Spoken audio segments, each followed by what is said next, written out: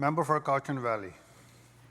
Thank you, Honourable Speaker, for the opportunity to respond to this year's speech from the throne. I'd like to welcome all the members back. It's great to be back in session, and I also want to express my appreciation for the member for West Vancouver Capilano for bringing T.S. Eliot into the chamber.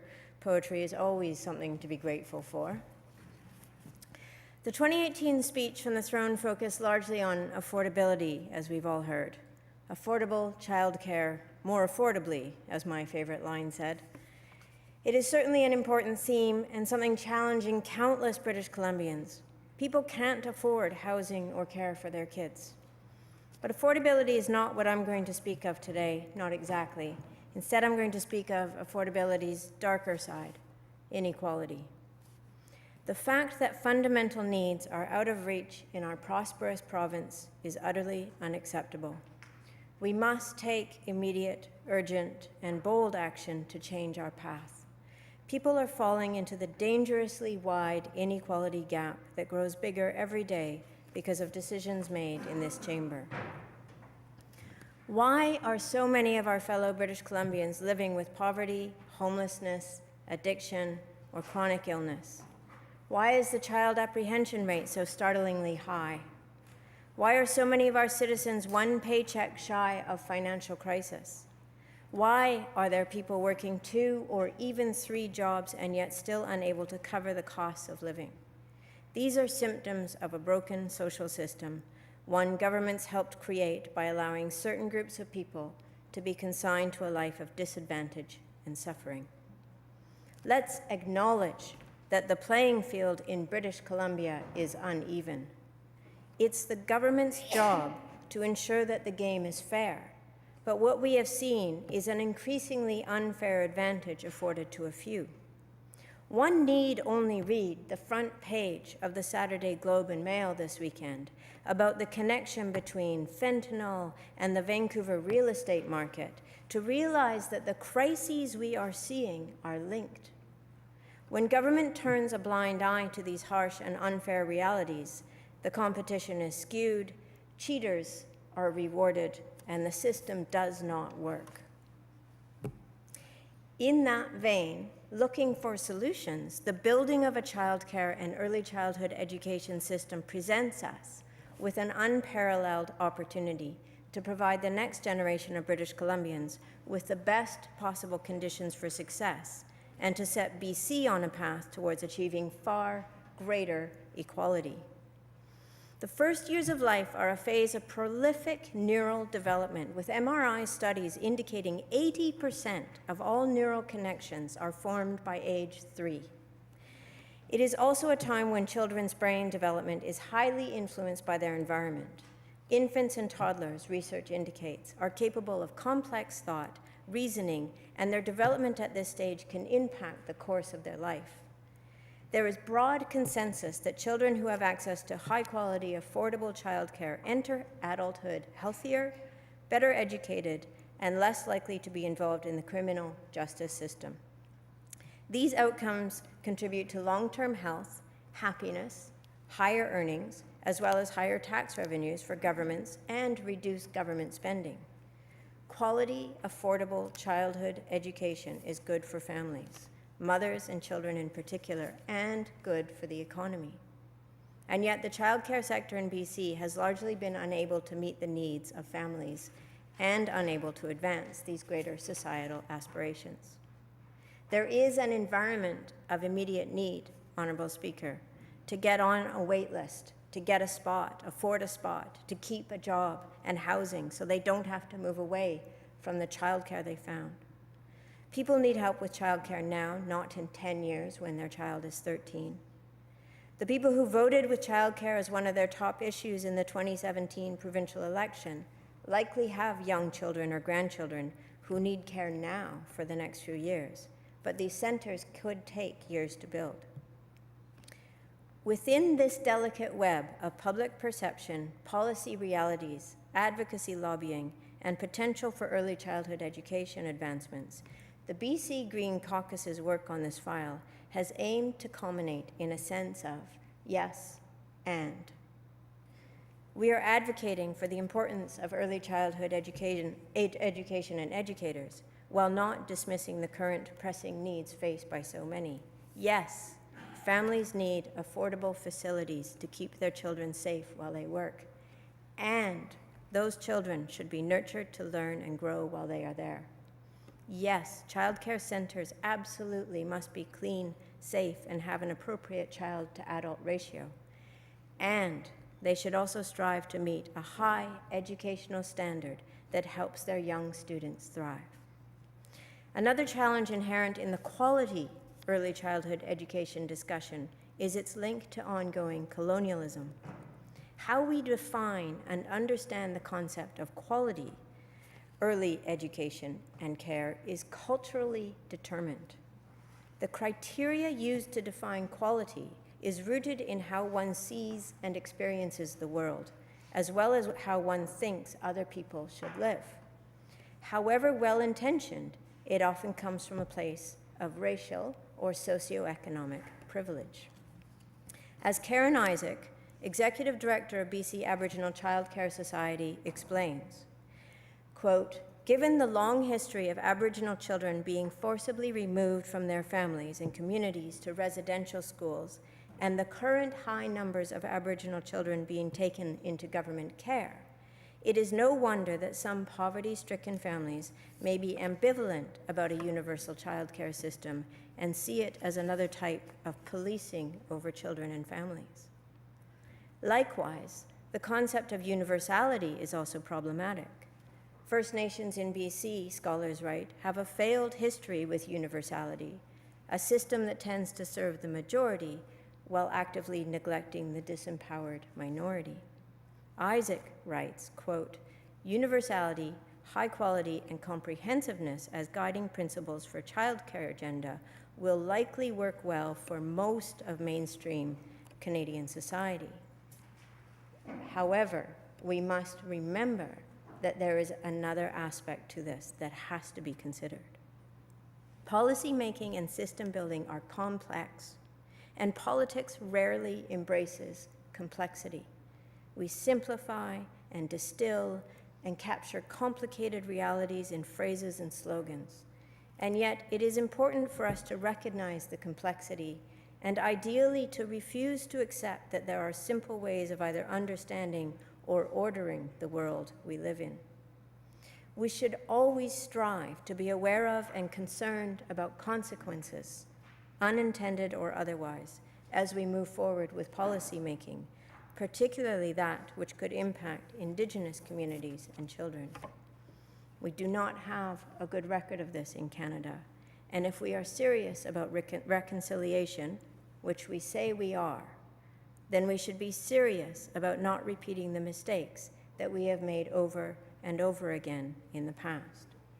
This is an example where competition cannot be the organizing principle of a new system.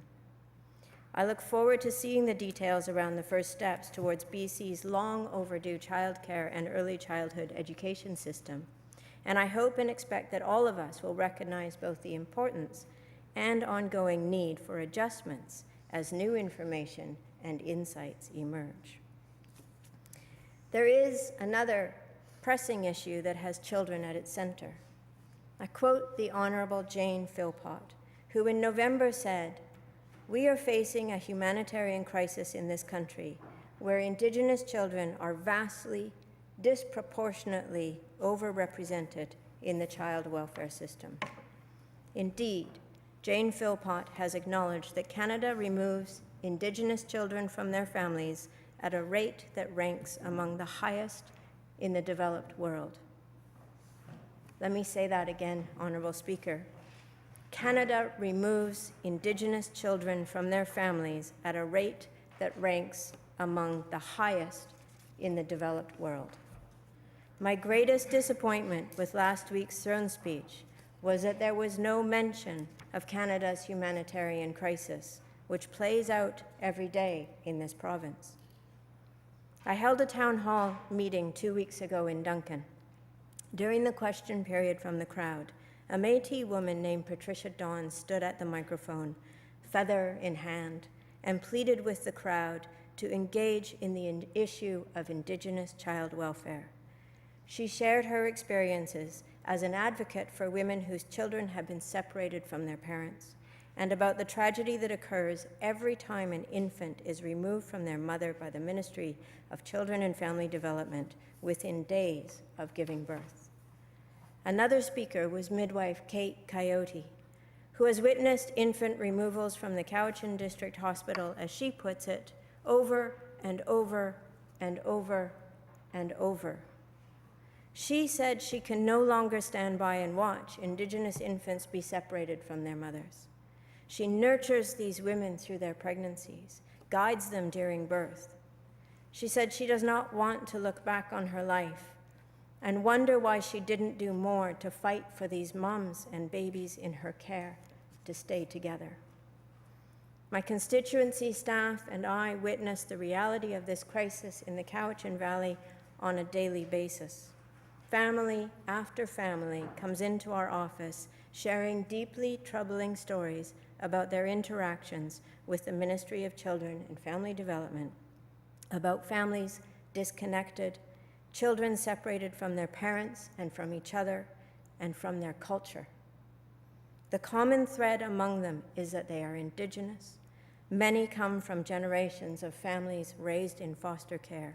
Many have parents and grandparents who are survivors of residential schools. The solution to this crisis is, again, both simple and complex. Simply, Indigenous communities need autonomy in child welfare. They are able to raise their own children within their own culture and can support each other through difficult times. Their resiliency is unmatched. Yet our legislation interferes with that autonomy. As one Cowichan elder put it to me so wisely, why do Aboriginal people need to prove to the white people that we can raise our own kids? The complexity in resolving this crisis is in the journey from where we are today to the goal of autonomous communities. It is not enough to place children in culturally appropriate foster homes. Indigenous communities are just beginning to deal with generations of trauma inflicted by the government that is left unresolved. It is not our place to continue to inflict that trauma. The solution is culture. There is no doubt. Within their culture, Indigenous people thrive. But during this transition towards autonomy, we must also provide the supports required as defined by them. Keeping a mother who may have her own unresolved trauma together with her infant means taking different steps in child welfare than the universally applied approach we take today. Recognizing that the bond between mother and child, if nurtured, can be part of a healing journey, while breaking that bond perpetuates the same tragic cycle, must be part of this conversation. How do we begin to address this truly urgent humanitarian crisis? We can begin by putting in place at the very top of the administration of the Ministry of Children and Family Development an Indigenous person who is an expert in child welfare. We can immerse the very capable frontline social workers in Indigenous culture so they can witness and truly understand the consequences of separating a family. We can empower and encourage social workers to be flexible in applying solutions that keep parents and children together.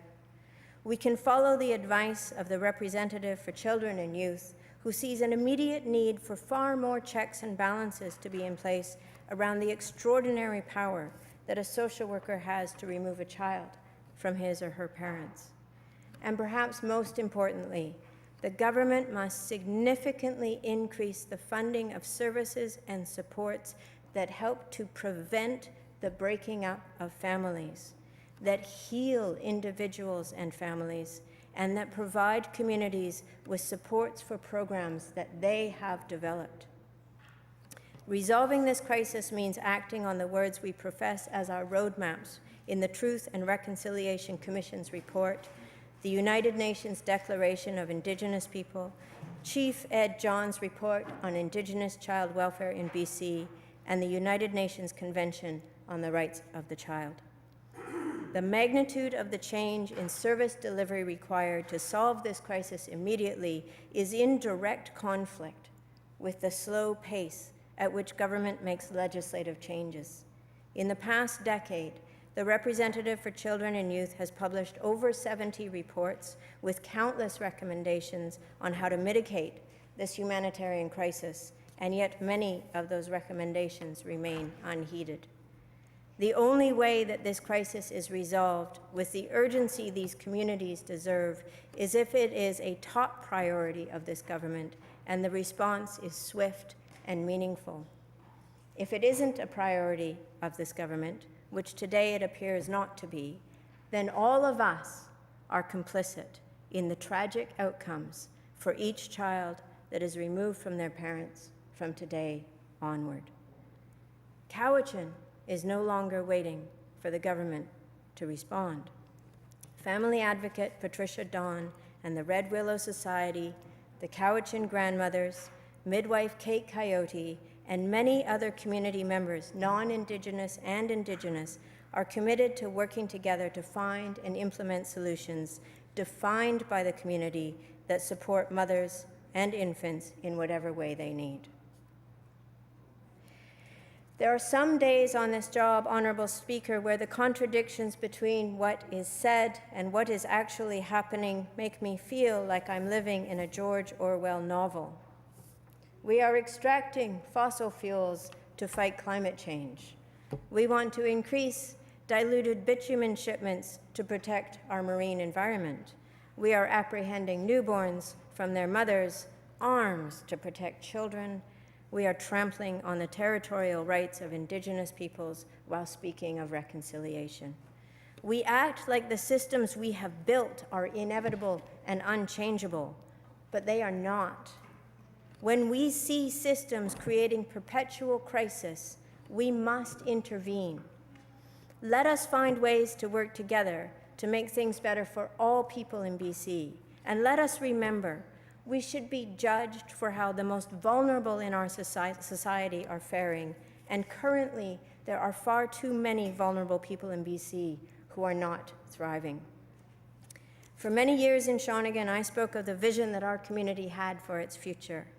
Let us all think of the vision we have for BC's future. Mine includes children who feel nurtured, supported, and cared for, parents who feel safe when they ask for help, young people who are given every opportunity to meet their highest potential, and decision makers who are prepared to be solution-oriented and forward-thinking and willing to take risks. I support the direction laid out in the government speech from the throne, but I encourage boldness. Dave Barrett, whose legacy we all benefit from to this day, is famous for recognizing that the greatest potential lies in embracing a bold, forward-thinking vision. In the face of these crises, government has a duty to be decisive and audacious. Now is not the time for small steps or cautious measures. Now is the time to dare to set BC on a fairer, more equitable, and ultimately more prosperous future. Thank you.